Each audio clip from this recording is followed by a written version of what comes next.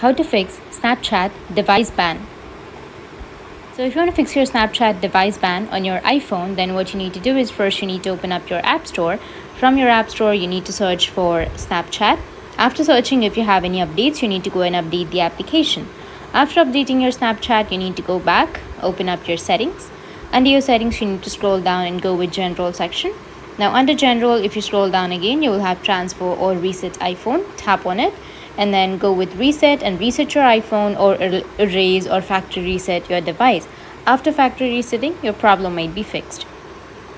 Or the last solution is to open up your Safari, and here you need to search for Snapchat support. After that, you can go with Snapchat support, which is help.snapchat.com, and from there you'll be able to report your problem and fix your issue. So that's how you can fix your Snapchat device ban on your iPhone, and if you have any questions, feel free to comment below. Thanks for watching.